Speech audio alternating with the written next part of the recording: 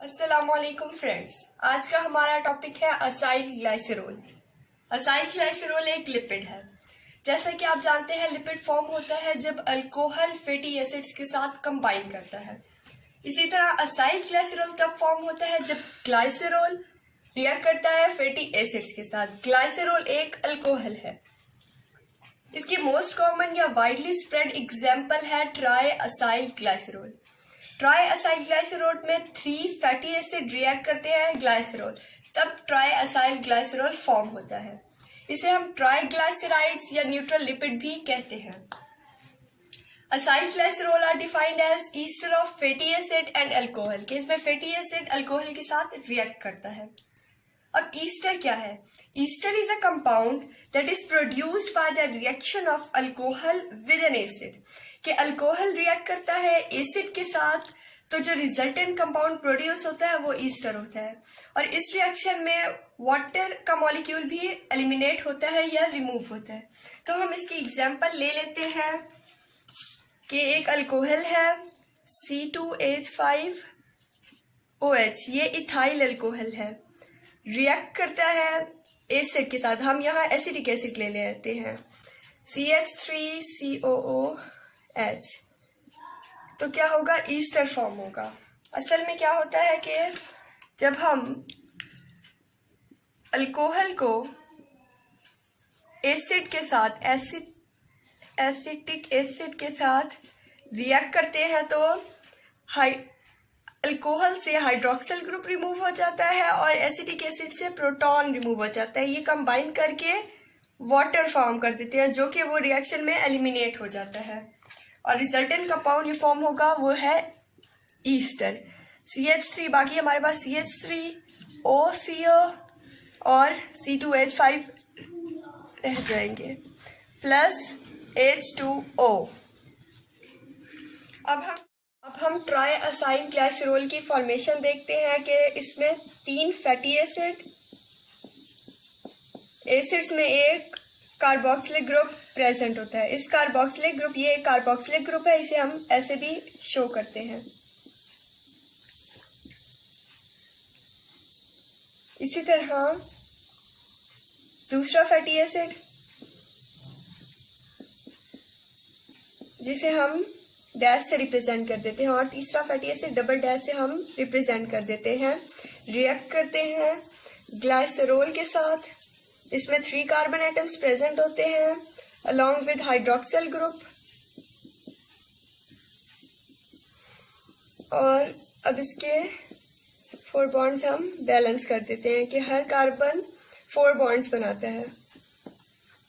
ये एक ग्लाइसरॉल है और ये 3 फैटी एसिड्स हैं और ये एक ग्लाइसरॉल है। अब जैसा कि मैंने आपको पहले बताया है कि एसिड से हाइड्रोजन रिमूव होता है और हाइड्रोक्सिल से OH यानी कि हाइड्रोक्सिल ग्रुप रिमूव होता है। ग्लाइसरॉल से हाइड्रोक्सिल ग्रुप, क्योंकि ये अल्कोहल है, और एसिड से प्रोटॉन रिमूव होता है। इधर से भी ऐसे होगा,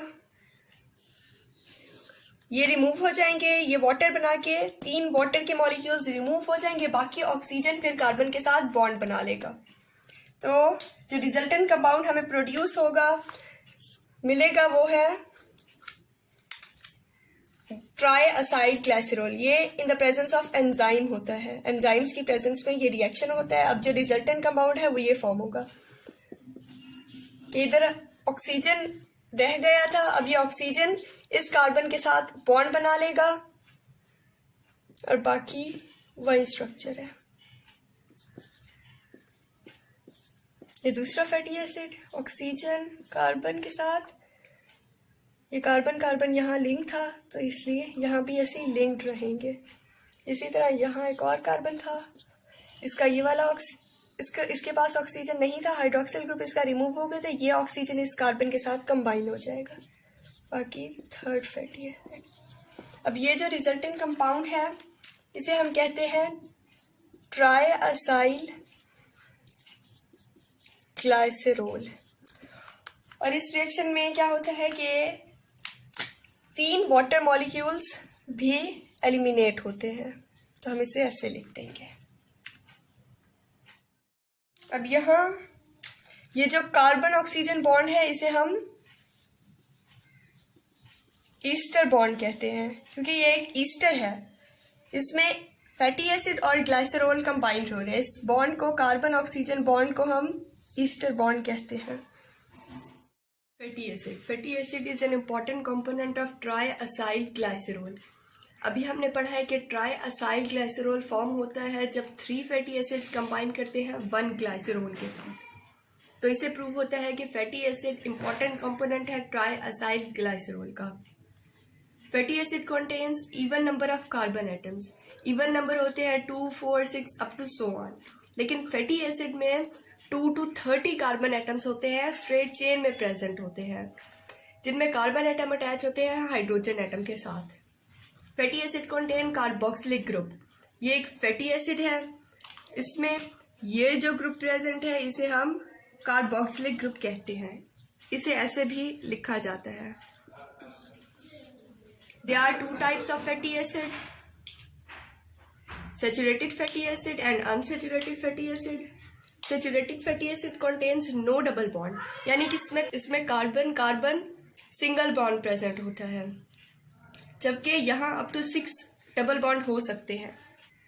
एग्जाम्पल के acetic acid, butyric acid, palmitic acid, ये तीनों सेचुरेटेड फैटी एसिड्स हैं, क्योंकि इनमें कार्बन सिंगल बॉन्ड प्रेजेंट है। जबकि ओलिक एसिड, इसमें क्या है, carbon carbon double bond present है, और ये कार्बन नंबर 9 और कार्बन नंबर 10 के दरमियान प्रेजेंट होता है। ये भी MCQs आ सकता है। In animals fatty acids are straight chain.